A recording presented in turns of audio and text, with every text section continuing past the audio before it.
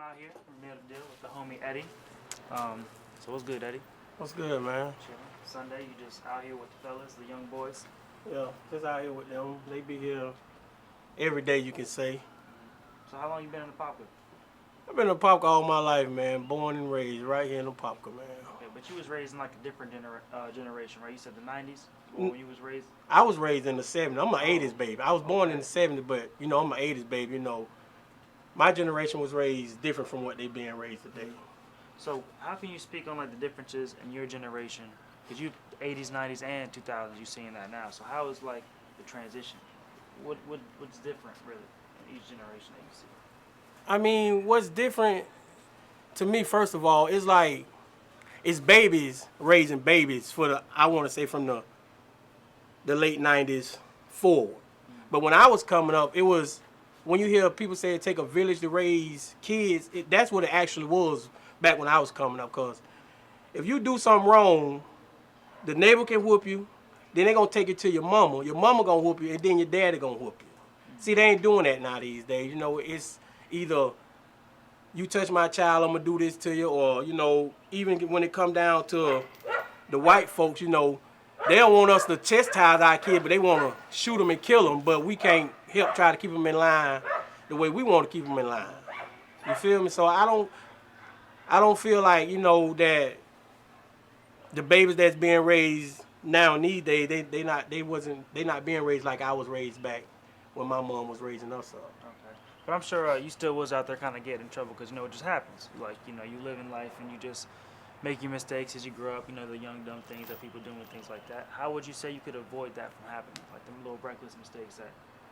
How could I avoid it? I mean, coming up as a kid, every child, you know, gonna do certain things. You might do a little something to get themselves in trouble. But me personally, I can honestly say that I was afraid of butt whoopings, man. It was stuff that I think about doing before I do it, because I know if I get caught, mama gonna skin me. And back then, it was like real whooping to pull your pants down, lean over and touch that chair. Oh yeah, go get them switches, I'm gonna plat them up, and you finna get the real deal. The belt. All of that, man. And I actually thought about it now before I did it, but I had a brother, you know, I guess he didn't really care about getting whooping because, you know, he got quite a few of them. Exactly. But me, I was scared of mama and the belt. So, earlier when I was talking to some of your younger homies, BJ and, you know, Eddie and T. Smith and Seven and all them, how, you know, you say Pop could do better. You know, how would you kind of talk to them to do better? Like, even though they are kind of trying to come up, you know, T. Smith with his football, BJ with his rapping, you know, everybody else kind of supporting their movement and things, but, like, what advice would you kind of give them, people aspiring to kind of come up? BJ, that's my nephew. And I see, you know what I'm saying, that he trying to become a upcoming rapper or whatnot, you know what I'm saying? And I know what they do. They hang here every day, you know what I'm saying? But at the same time, I don't condone what they do. You feel me? But I used to be in that same boat. And then, you know, I wanted change. I wanted better. You feel me? Because I knew that I could make a career out of what they doing. You know what I'm saying? So I had to come into my grown manhood and realize and figure out, okay, Eddie, what you need to do to, you know, to get a better life for you, your family, and etc.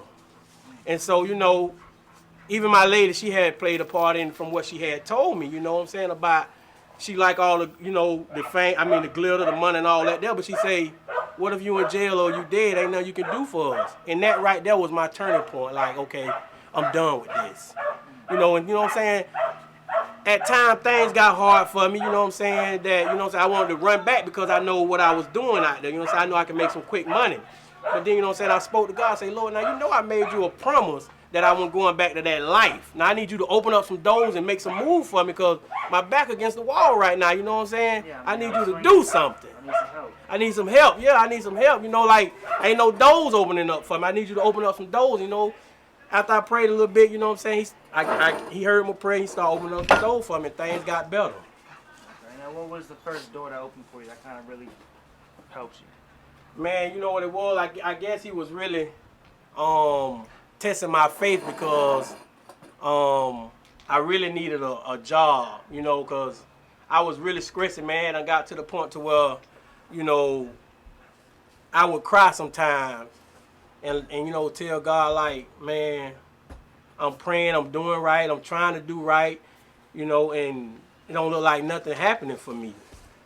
And I need you to open up some doors for me. And I don't want to go back to that life that, you know what I'm saying, that I know. And I know the way I can get some money. You know what I'm saying? I even had a homeboy come to me and just drop it in my lap. And I was like, no, man, I don't want that. If you want to give me some, you can give me some money. But that ain't, I'm honest though, man. I'm done with that life. You know, I'm trying to walk a straight and narrow. You know what I'm saying? I know that my soul got to be accounted for. You know what I'm saying? I know it got to be some, either heaven or hell for me. And my final destination going to be heaven. That's what's on my mind. You know, walking right, living right for God, man. You know, I enjoyed the time while I was out there in the world, but if you can't see the signs now, what's going on, I mean, you're in trouble. I mean, he's showing us all kind of signs, man. Like, okay, it's time to get right. Y'all better tighten up or you're going to get left behind. You know, I know it's like the youth, they caught up in the glitter, the fam, the rap music. I think the rap music play a big part in it, man. You know what I'm saying? In the rap video. Yeah, they think that's what it is. But that's not what it is. You know what I'm saying? Especially since like trap rapping is like a big ass wave now too. So they really do see niggas like the hood life is like more glamour too now. Yeah, exactly. And they got them. They got their head, you know, filled with that stuff. Like this, what it is. This the kind of life. You know what I'm saying? You supposed to live, but that's just a fairy tale life. You know, that's gonna come to a end. You know what I'm saying? The Bible says the wealth of the wicked is laid up for the righteous. You feel me? And so, sometime upon in your life, you know what I'm saying? I'm not speaking bad on nobody, but because I used to be there. But thank God, you know what I'm saying? He opened up my eyes where I can see clearly. And now, you know what I'm saying? He got me on a better track. You know what I'm saying? I used to even write music, but I was doing like positive music. You know what I'm saying? I'm gonna spit a little bit for you. Okay. It go I was down doing bad when I wrote this. A lot of problems in the struggle I had to cope with. Friends turned their back on me when the cold hit. I had to find a better friend I can roll with.